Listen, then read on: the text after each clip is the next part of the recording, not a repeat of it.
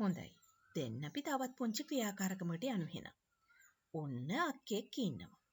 ඔන්න ගහක් තියෙනවා, පූසෙකුත් ඉන්නවා. මොකද්ද දන්නවද මගේ දරුවෝ කරන්න ඕනේ? පින්තූරෙ දිහා බලලා අක්කගේ දකුණු පැත්තේ වම් පැත්තේ තියෙන්නේ මොනවද? එහෙම නැත්නම් ඉන්නේ කවුද කියලා ලියලා දක්වන්න ඕනේ. පැහැදිලිද මගේ දරුවන්ට?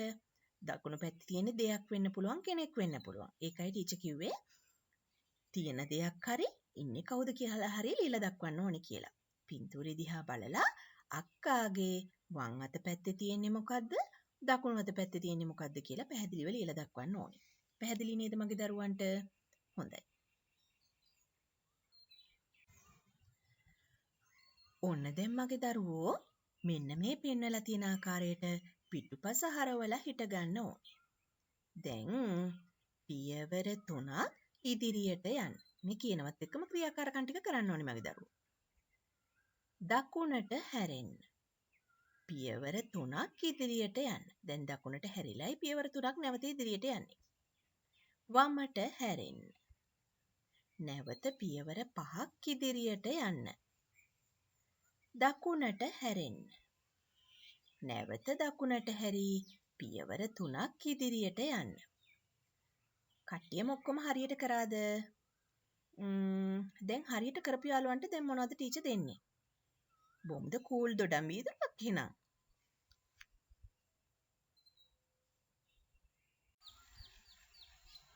ඔන්න දැන් අපි කලින් කරා වගේ ඔයයි යාළුවයි මූණට මූණ හරවගෙන හිටගෙන ඉන්න ඕනේ.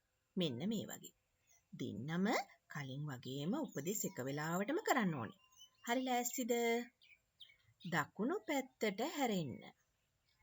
පියවර 5ක් ඉදිරියට යන්න. වම් පැත්තට හැරෙන්න. පියවර 5ක් ඉදිරියට යන්න. නැවත වම් පසට හැරෙන්න. පියවර 5ක් ඉදිරියට යන්න. නැවත වමට හැරෙන්න. දෙන්නම හරියටම කළා නේද? හරි. දැන් මහන්සිත් ඇතිනේ. ඔන්න ටීචර්ගෙන් අයිස් කෝන් දෙකක්ම දෙන්නට.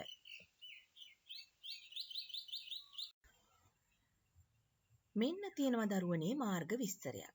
මේන් තියෙනවා බස් නැවතුම, පොලිස් ස්ථානය, තැපැල් කාර්යාලය, රෝහල සහ පාසල.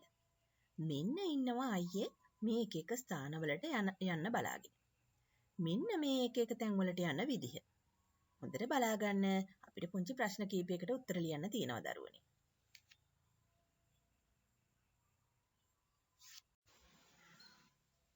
හොඳයි. මගේ දරුවෝ දැන් ටීචර් දුන්න මාර්ග විස්තරය දිහා බලලා මේ අහලා තියෙන ප්‍රශ්නවල හිස්සෙන් පුරවන්න ඕනේ දරුවනේ. පැහැදිලිද? හොඳයි. හොඳයි දරුවනේ. දැන් මගේ දරුවෝ දිශා පාඩමට අදාළ පෙළපොත අභ්‍යාසවල යෙදෙන්න දරුවනේ.